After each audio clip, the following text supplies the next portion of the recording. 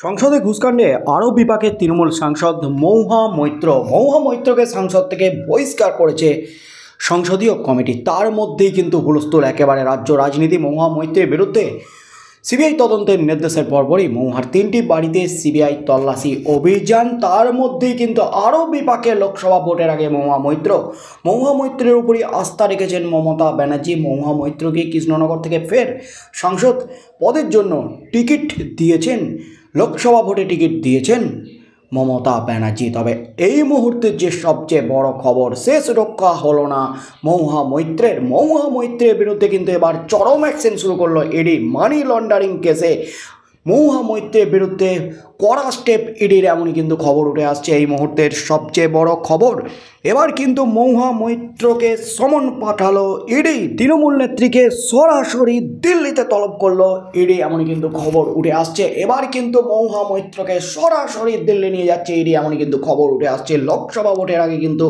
তুমুল শোরগোল পড়ে গেল রাজ্য রাজনীতিতে। আবার তৃণমূল নেত্রী মহুয়া মৈত্রকে দিল্লিতে রেখে পাঠালো ইডি। সূত্রের খবর, বিদেশি মুদ্রা নিয়ন্ত্রণ আইন লঙ্ঘনের একটি মামলায় তাকে তলব করা হয়েছে। বৃহস্পতিবার অর্থাৎ 28শে মার্চ ইডির দপ্তরে হাজিরা দিতে হবে মহুয়াকে।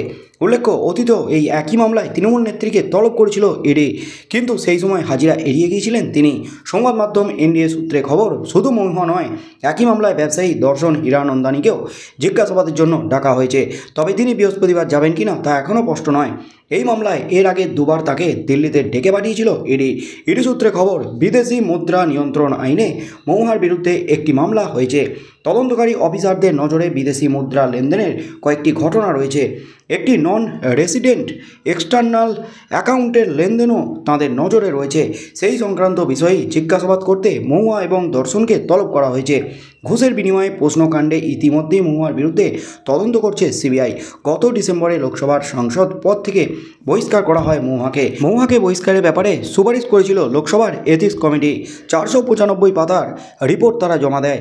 এই রিপোর্ট পড়ে দেখার জন্য সময় চেয়েছিল তৃণমূল, কংগ্রেস এবং অন্য বিরোধী দলগুলি তরফেও স্পিকারের কাছে সময়ের জন্য অনুরোধ করা হয়েছিল, কিন্তু স্পিকার সময় দেননি। বহিষ্কারের পর মহুয়া জানিয়েছিলেন এই ঘটনা শেষ দেখে ছাড়বেন তিনি।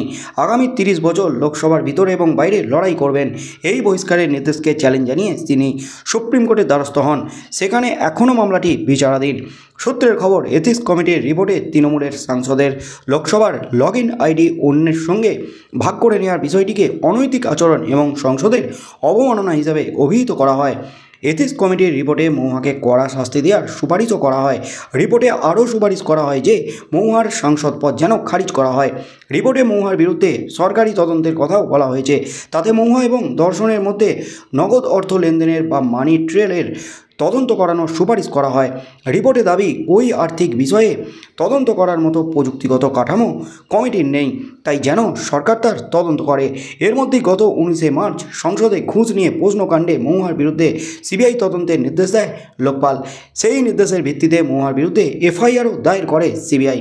এরপর শনিবার সকালে মহুয়ার কলকাতার বাড়ি এবং অফিস মিলিয়ে মোট 4টি আস্তানায় তল্লাশি অভিযান চালায় সিবিআই। আর তার মধ্যেই কিন্তু সিবিআই তদন্তের পর এবার মানি লন্ডারিং কেসে ইডি অ্যাকশন শুরু করলো মহুয়া মৈত্রের বিরুদ্ধে। তৃণমূল সাংসদ, তৃণমূল নেত্রী মহুয়া মৈত্রের বিরুদ্ধে কিন্তু কড়া অ্যাকশন।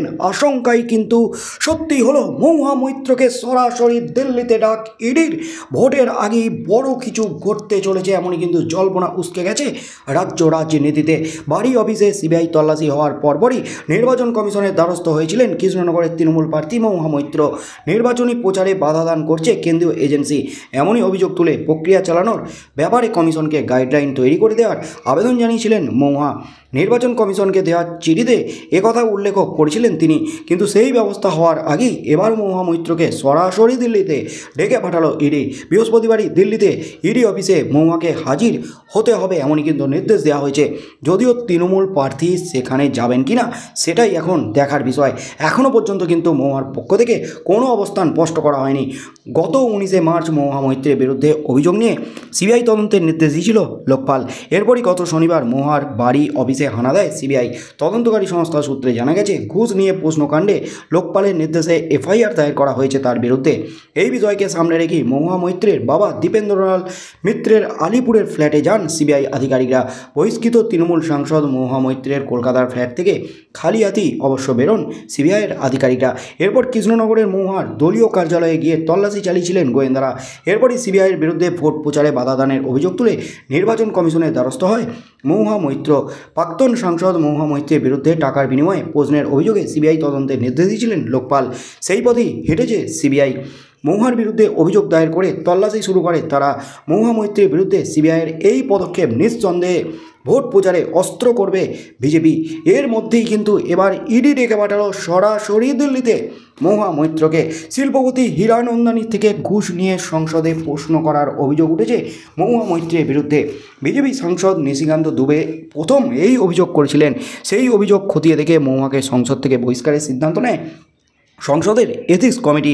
সেই মতো মেয়াদ শেষ হওয়ার আগে গত বছরে মহুয়ার সংসদ পদ খারিজ হয়ে যায়। আর তার মধ্যেই কিন্তু চরম বিপাকে, চরম অস্বস্তিতে মহুয়া মৈত্রের বিরুদ্ধে উঠেছে বিদেশি মুদ্রা নিয়ন্ত্রণ আইন লঙ্ঘনের একটি মামলা। বিদেশি মুদ্রা সংক্রান্ত আইন লঙ্ঘন করেছেন মহুয়া মৈত্র, ঘুষ নিয়েছেন কোটি কোটি টাকা। আর মানি লন্ডারিং কেসে কিন্তু মহুয়া মৈত্রকে এবার ভোটের আগেই চেপে ধরতে চলেছে ইডি। লোকসভা ভোটের আগে কিন্তু বড় সড়ো পদক্ষেপ করতে চলেছে ইডি। মহুয়া মৈত্র ইতিমধ্যেই আশঙ্কা প্রকাশ করেছিলেন লোকসভা ভোটের আগে তার মুখ বন্ধ করতে সিবিআই ইডিকে দিয়ে তাকে গ্রেপ্তার করাতে পারে কেন্দ্রীয় সরকার। আর লোকসভা ভোটের আগেই কিন্তু তার সিবিআই তদন্তের সুপারিশ তার বিরুদ্ধে, এবং তারপর ইডির অ্যাকশন শুরু। মহুয়া মৈত্রের বিরুদ্ধে এফআইআর দায়ের। এমনকি দিল্লি হাইকোর্টে ধাক্কা খেয়েছেন মহুয়া মৈত্র। দিল্লি হাইকোর্টে মহুয়া মৈত্রকে হাজিরা দেওয়ার নির্দেশ দিয়েছে। তার মধ্যেই কিন্তু আগামীকাল বৃহস্পতিবার মহুয়া মৈত্রকে দিল্লি যেতে হচ্ছে ইডির ডাকে সাড়া দিয়ে। মহুয়া মৈত্রকে সরাসরি দিল্লি নিয়ে যাচ্ছে ইডি, এমন কিন্তু খবর উঠে আসছে ইডি সূত্রে। এরপর মহুয়া মৈত্র কী করেন? ইডির বিরুদ্ধে কি তিনি আবারও আদালতে যাবেন ইডির জেরা আটকাতে? কি হতে চলেছে আগামী দিনে রাজ্য রাজনীতিতে? মহুয়া মৈত্র ইডির ডাকে সাড়া দেন কিনা?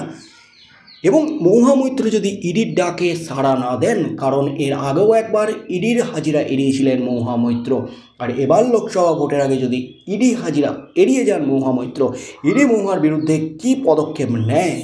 এবার কি চরম পদক্ষেপ নেবে ইডি? কি হতে চলেছে সেদিকেই চোখ থাকবে গোটা রাজ্যের।